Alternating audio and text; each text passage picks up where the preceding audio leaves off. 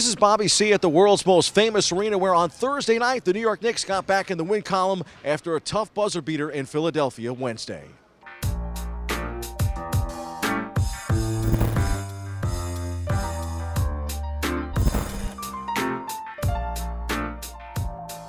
Big man Joakim Noah powered the Knicks against his former team, the Chicago Bulls. I think we came with the right mindset tonight. Yesterday was a tough loss. I think everybody was a little bit embarrassed, and we came with the right mindset tonight from the get, and we fought hard. Star Dwayne Wade was the standout for Chicago, who was shorthanded this evening. It's tough. Everyone deals with it. Obviously we got some important pieces with Jimmy and Nico down, but it's the NBA. There's no excuses and no one cares. At the end of the day, we struggled putting that ball in the basket tonight. Obviously, Dwayne got us going. Kept us in striking distance. But Knicks obviously held us off in the fourth. The big story this week was the return of Derrick Rose, who missed Monday's game amid controversy. It's huge. You never know where this can take us. I think that everybody's really happy we got the monkey off our back. But we got, like I said, we got to continue to come out here and play hard and get an effort like we want to win.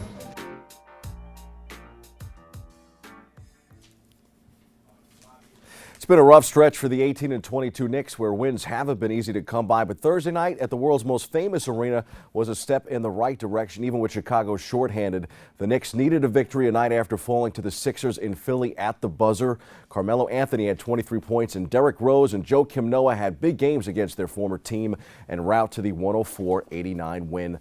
The Knicks will be in Toronto Sunday, hoping to build off Thursday night's W. As for Rose, he was fined by the organization for going missing Monday without alerting the team. We're still not 100% clear about all of the details, but Rose said he needed to be with family in Chicago.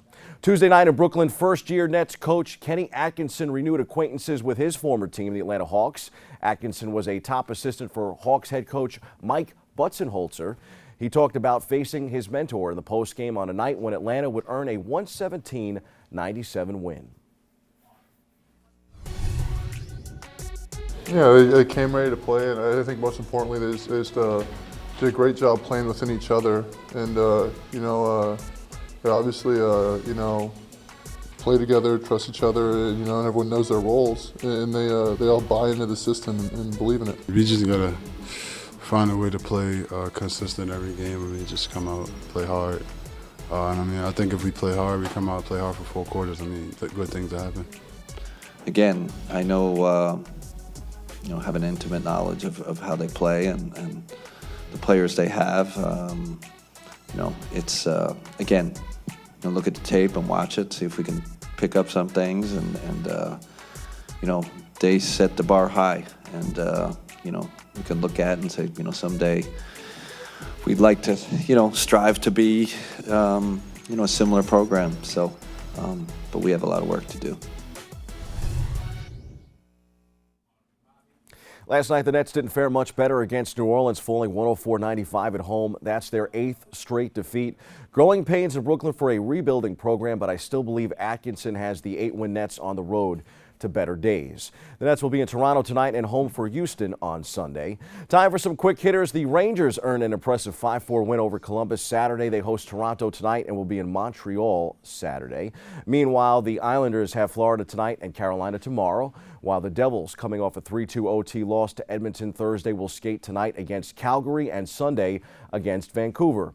9 plays, 68 yards, and 1 Orange Crush touchdown, and Clemson stunned Alabama in a rematch of the national championship game Monday night, 35-31. Clemson QB Deshaun Watson, the Heisman runner-up, had the final say with the world watching. The second-seeded Tigers outscored mighty Bama 21-7 in the fourth quarter.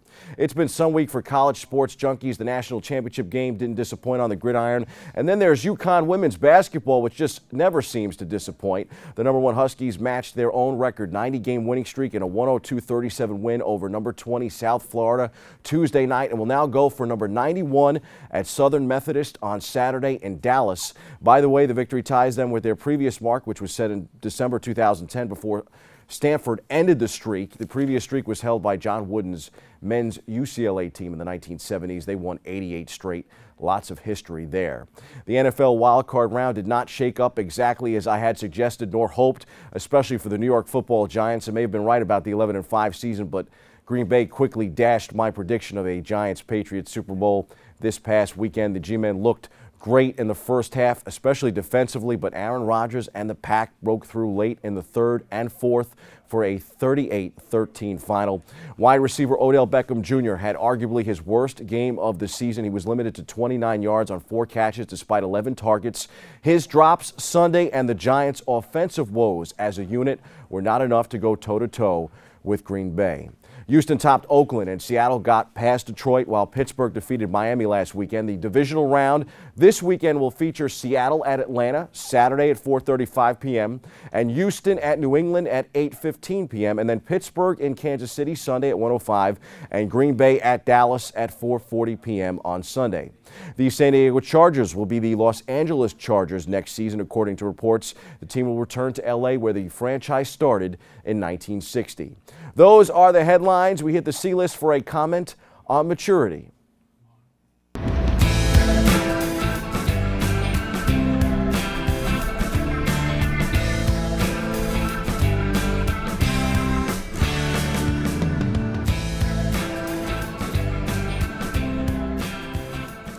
This week wasn't an easy one for Knicks or Giants fans, to say the least. Sunday's Big Blue loss to Green Bay reached a point where I'm sure many Giants fans just wanted to turn the TV off.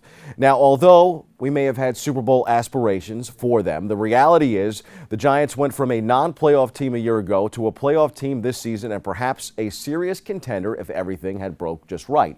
But so much of their success hinges on OBJ, and Beckham made plenty of headlines with an off-day trip earlier in the week to Miami with his fellow wide receivers Victor Cruz and Sterling Shepard. I'm not here to blame that trip on the Giants' loss, nor do I think Beckham underperformed because of it. However, I do think OBJ, Cruz, and Shepard put a target on their backs by doing so, and perhaps they showed a lack of focus at a time when focus was needed most. OBJ and the Giants need to sit down and have the come to Jesus talk, as I like to call it. There's no doubt that he's as talented as any wideout in the league, but there are plenty of cautionary tales of great NFL receivers like Terrell Owens and Randy Moss, who started like gangbusters only to allow antics to tarnish their careers. Simply put, Beckham needs to work on being the face of the Giants. That's a responsibility that comes with some maturity. OBJ is 24. Hopefully, there's time. On the flip side, the Knicks were dealing with some off-the-court issues this week as well. Derrick Rose was at shoot-around Monday and then disappeared.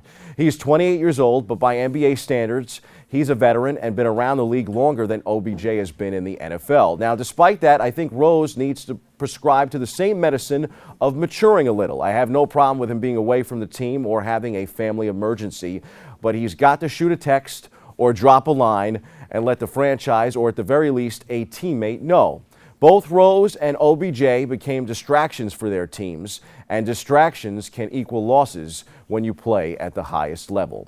That should be a lesson that both of them learned this week. The Knicks can still be a playoff team this year, and Rose is on a one-year deal playing for a contract to stay in New York. His second half will determine that. And OBJ and the Giants are rebuilding a winner where if Beckham plays at his best and keeps his cool on and off the field, he could have a Hall of Fame legacy, probably one that includes some championship hardware. That's your sports. I'm Bobby C.